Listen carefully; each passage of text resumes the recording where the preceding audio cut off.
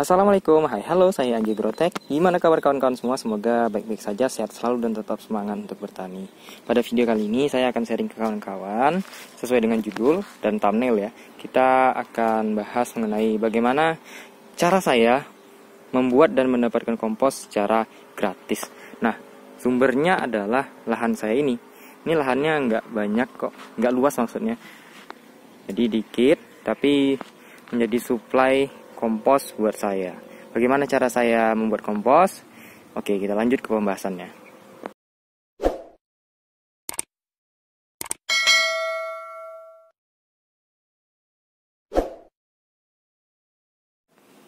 Pertama, saya itu nggak menanam cabai ini tidak menggunakan mulsa, artinya hanya gulutan saja, sehingga gulma seperti yang kawan-kawan bisa lihat itu bakal terus tumbuh dan juga bakal menyerap unsur hara yang kita kasih atau pupuk yang kita kasih ke tanaman. Nah, karena ini gulmanya bakal terus tumbuh dan mengganggu, maka saya itu kutipin gulmanya, saya cabutin semuanya nih di pinggir-pinggiran ini yang tumbuh. Nanti kalau udah agak besar saya cabutin untuk dijadikan bahan pembuatan kompos. Artinya apa? Artinya nutrisi yang seharusnya kita kasih ke tanaman tapi diserap gulma, itu kita ubah dari gulma itu menjadi kompos dan kemudian menjadi nutrisi kembali untuk tanaman nantinya dalam bentuk kompos. Selain dari gulma tadi, saya juga sering nyapu. Ini ada pohon rambutan, jadi kan daunnya sering gugur ya, banyak kering-kering begini. Itu saya kutipin, baru saya jadikan bahan untuk pengomposan juga. Ini banyak banget gitu. Nah, semua bahan tadi, baik gulma ataupun daun-daunan kering yang gugur itu, saya masukkan ke dalam sini.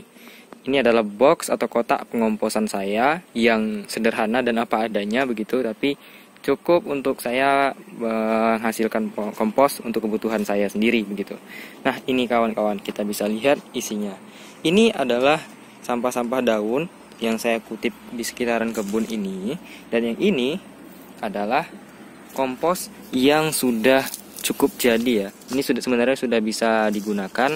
Saya gunakan yang kompos udah jadi ini untuk kemarin pupuk dasar sama untuk media semai cabai. Jadi saya mau nanam cabai lebih banyak lagi, jadi saya gunakan ini untuk media semainya juga. Kawan-kawan, ini adalah metode pengomposan dengan cara aerob ya. Jadi pengomposan itu ada dua. Jadi yang pertama adalah aerob, yang kedua ada anaerob. Yang aerob itu artinya apa? Artinya kita menggunakan oksigen atau udara dalam pengomposan. Jadi kawan-kawan bisa lihat, ini saya nggak kasih tutup rapat gitu. Media atau bahan organik yang saya gunakan untuk pengomposan saya tidak tutup rapat, hanya tutup pakai seng aja untuk mencegah air hujan masuk. Jadi udara atau oksigen itu mengalir atau tetap ada di sekitaran bahan organik. Sedangkan cara yang satu lagi yaitu anaerob.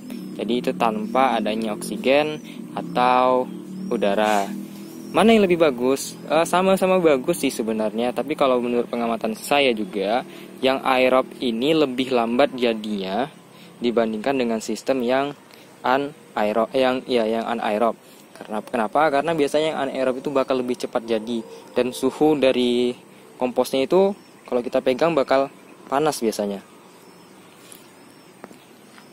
Kalau yang saya ini kan anaerob ya, jadi untuk supaya bisa matang seperti ini, bahan organiknya hancur, ini butuh kurang lebih 4 bulan baru bisa jadi seperti ini. Sedangkan kalau yang anaerob itu butuh 1 bulan saja udah bahan organiknya udah hancur hampir sempurna begitu, tapi sudah bisa digunakan.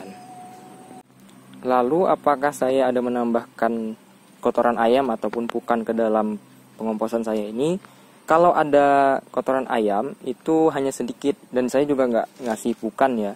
Susah juga nyari pukan di sini, dan karena itu saya coba sekarang itu lagi mulai coba usaha ternak ayam kampung. Nanti kalau ada tai ayamnya itu bisa saya gunakan untuk dalam pengomposan. Kalau kawan-kawan nggak ada ya nggak apa-apa juga, nggak perlu pakai kotoran ayam atau kotoran ternak. Kalau begini saja nih, ini sebenarnya udah bisa jadi kompos. Cuma kalau kita kasih kotoran ternak itu, dia bakal jadi lebih cepat dekomposisinya atau pengomposannya.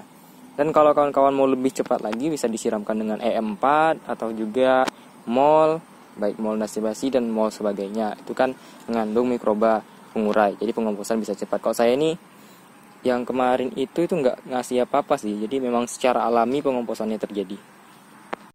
Ya, saya rasa itu aja yang bisa saya sampaikan pada video kali ini. Semoga bermanfaat untuk kawan-kawan bagi yang mau buat kompos dan menghasilkan kompos untuk diri sendiri lah ya, untuk nanam-nanam sendiri.